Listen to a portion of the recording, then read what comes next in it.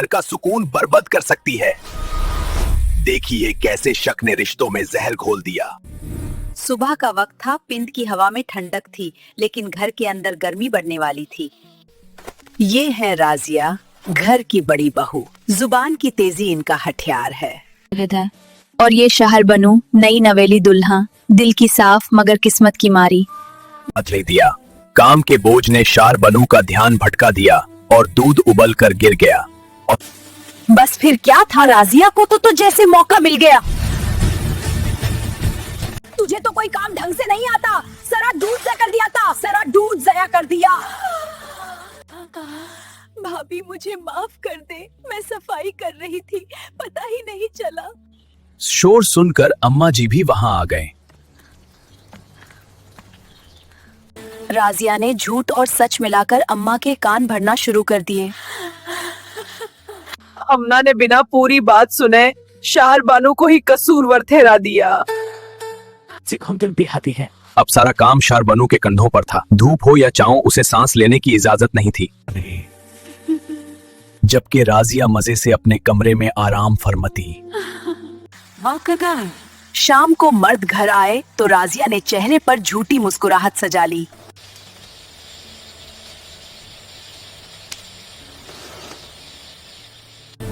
रात के खाने पर राजिया ने एक और चाल चली।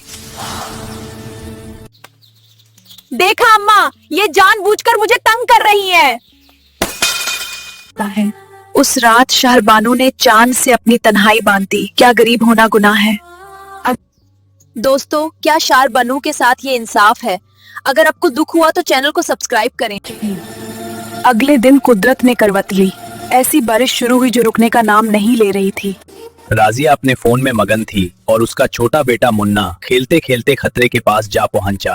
अचानक मुन्ना का फोन फिसला।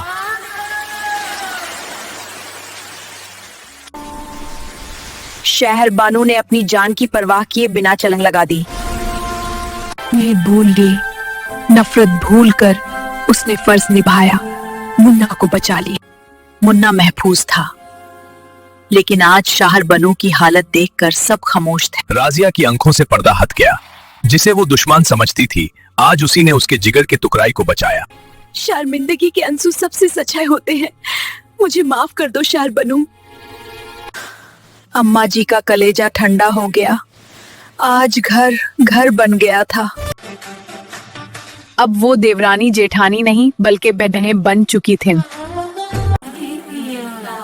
घर वही जन्नत बनता है जहाँ दिलों में मेल ना हो।